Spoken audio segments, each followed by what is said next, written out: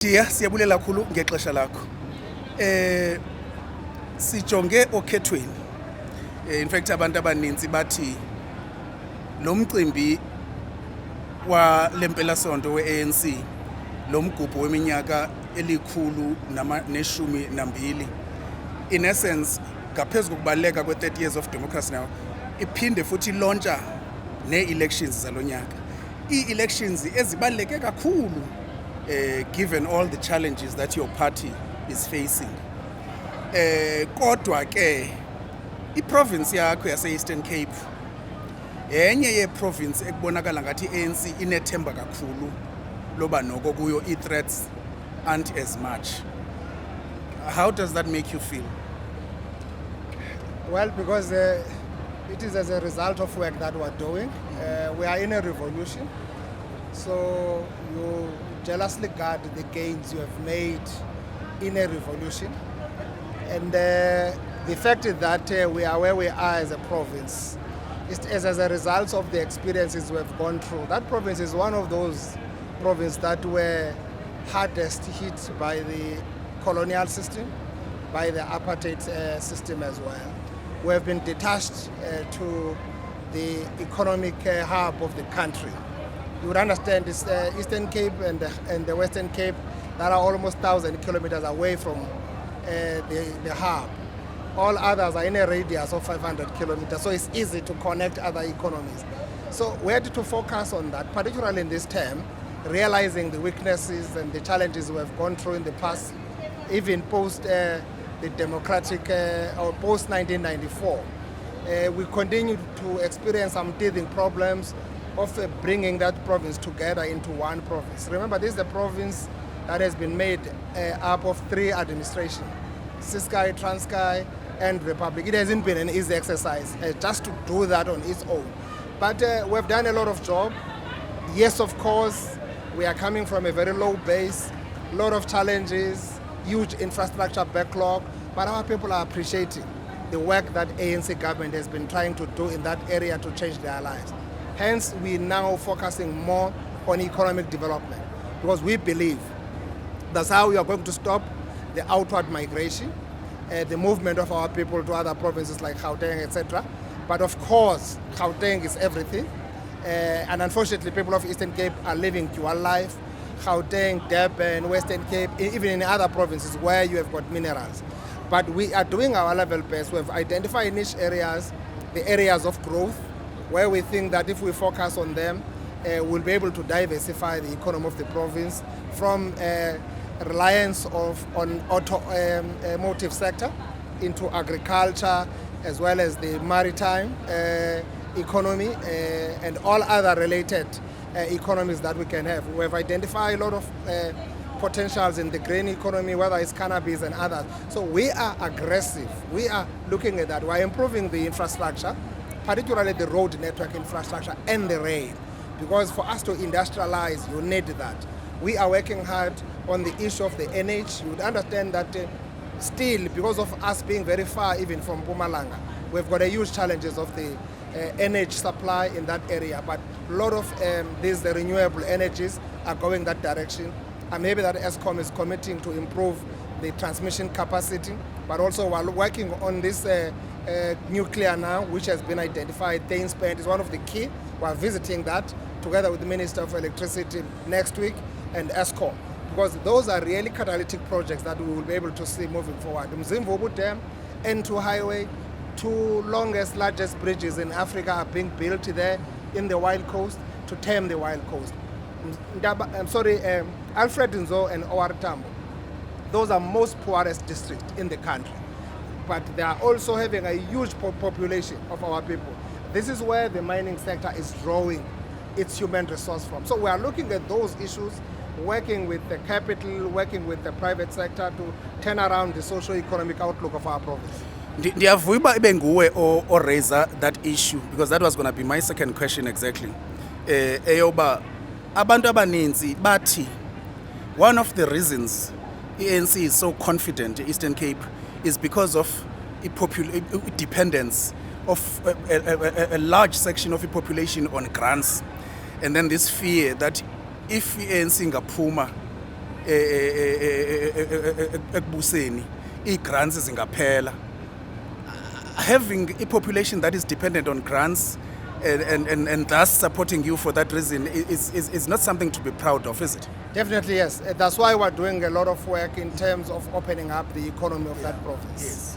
As I've indicated, that we're working on infrastructure, Yeah. exploiting the expansionary fiscal approach that government has adopted to create more opportunities for younger people. There's a missing link. There's a generation that doesn't belong to grants. So we are looking at all those options. We're packaging them to make sure that our people benefit. Yes, of course, the grant issue didn't just come.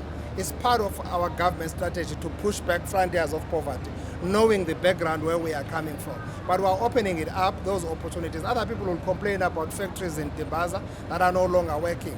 But we have got more than 50 new factories that are operating in East London SEZ. We have got more than 50 factories operating in Kukha SEZ that were never there before 1994. We're opening up now the Wild Coast SEZ around Mthatha, which is starting as an agri-park, to open up an opportunity to the eastern part of the province. So we are linking our province economically. We are making it a point that we are focusing on agro-processing. We've got a huge potential in that space. So there is a lot of work that we are doing because we cannot rely, it's not sustainable. You can't rely on grants, but grants are important because we've got a huge challenges of poverty, etc. And our people must actually be taken out of the poverty line, and that's what government is doing in doing that. The commitment of the basic minimum grants and all those were commitment made long time ago to our people by this government of the people, for the people, by the people. So that is part of overall strategy to help our people move forward. Yes, our government cannot fold arms while people are suffering. We are not an apartheid system. We are a government of the people here. We are carrying a government, so we are looking at those issues. You are right. It's not the question of us being dependent, and we are doing a lot to create more opportunities for our people. Mangesithethe ngomthatha and the initiatives that you are working on there. Akunzima ukurun business eMthatha njengangoku. It started with the big businessmen kumane kuthiwa kwabantu babafuna i-protection fee. In fact, now I hear that it's no longer even businesses. Criminals are walking into people's houses and demanding umzoke wabonakala ngathi ulayitile bafike bafuna i-protection fee. What efforts is there anything that remotely resembles a plan of fighting crime in areas like Umthatha? This is a general problem. It might be manifesting itself in different areas at different degrees. Yes, in Mthatha it does happen. It happens elsewhere. We have seen a lot of extortions and all those issues are happening. It's a fact. Yes, we've got a clear, again, integrated plan to fight crime and corruption in those areas. We have done a lot when people were hijacking properties around Mthatha to actually dismantle that and thwart that issue. It continues everywhere we have a problem of a construction mafia. It started elsewhere. It then migrated into that area. It's coming from elsewhere in the big economies, but it's a problem that we have, which we are acknowledging, but together with SAPS, we are cracking it, we are dealing with it, but this also means business itself must not, because this thing started with the businesses of foreign nationals, particularly SMMEs. All those were coming in trying to do businesses. They were actually intimidated by the locals, sometimes in the claims of local content and all those issues. These are criminal elements. It is wrong. We are denouncing it, we are dealing with it, and we've got to remove it and erode it completely in the system. But of course, it has happened. It continues to happen. There are such. But I can tell you, police have arrested. Where they are actually hitting back to police are killing them as well. Bengisathi ngizobuza omunye umbuzo kodwa ngiyabona unokubonga okugqibela siphuma kwi-festive season. I-province yakho again just like wonke umnyaka ihlezi inezibalo ezithanda ukuba phezudlwana zabantu abafe emgaqweni, particularly the stretches of road R61 oyenqoko yenu nakulo mama kuphinde kube nangu umgaqo notorious N2 ophuma eMthatha eKokstad.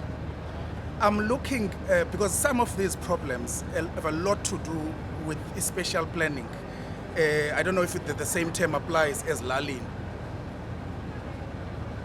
amanxiwa la asikwa ngamakhosi right at the edge of N2 abantu abane umuntu aphume kwi-driveway i-driveway yakhe ingene ngqo u-N2. I know uba into obviously yamakhosi neinduna noSibonda abantu kodwa is there any plan by your government to begin to tackle that? Because clearly if it is left to the traditional leadership at that level, because there is talk of all sorts of bribery, is it in your program to try and control? There are laws, yes, which people simply decide to undermine those who are encroaching that space. We should have done the road between Kwekwe and Mthatha, the dwelling of that road, 4 lanes, 2 lanes, 2 lanes. We should have done that road by now. There's money for that road. It has been approved a long time ago. The road from airport via Mandela into Mthatha, exactly because of the same problem, people building along the road. We should have been working on the road of Vigisville down to Coffee Bay. But again, we've got that problem. We can only maintain for now the road that needs to be rehabilitated. These accidents are happening. It's unfortunate. They've got something to do with discipline of our motorists as well as pedestrians. If you look at N2, N2 has been worked from East London up to Kokstad. Solid infrastructure. The latest one between Waden and towards Tsolo, as well as latest state-of-the-art road. And Ngobo Road, it used to be a problem, R61. It has been done now, from Mthatha up to Bazia, and already Central is actually awarding very soon the other part that moves from Cockland up to Ngobo, that is up to All Saints areas, to improve that road, to open it wider, etc. So there's generally a lot of, because we have taken almost all our roads, given them over to Sandra as a province, to help us to deal with provincial roads, and that is working. That's why you are seeing the province almost being a construction site. Wherever you come it from, whether you go to Ndabakazi, whether you go to King Williamstown, whether you go towards Grahamstown, a lot of work is being done on our roads. Whether you drive from Arwal North to Lady Grey, etc., the road infrastructure is improved up to Nanaha, where, Ngangahu, that is your Maclear. So there's a lot of work that we're doing in terms of improving our road network to ensure that we induce the economic development and also lure investors into our space. So that issue is a problem. We've been calling our people to move away from that road. You are expected to build certain meters away from that. People have been doing that, and we've been saying they must not do it. When we come to do that, we've got to remove them into those. We have seen it around Ndabakazi, other people just building exactly in the middle of that interchange that we are currently doing there. So these are problems that we have. Discipline, yes, traditional leaders giving those kind of land parcel to our people without following laws or respecting laws that are there. Dear, umongameli ngathi uyasibiza benisahalela biseninzi kakhulu into kodwa ke insuku aziphelanga. Siyabulela kakhulu and all the best. Enkosi. All right.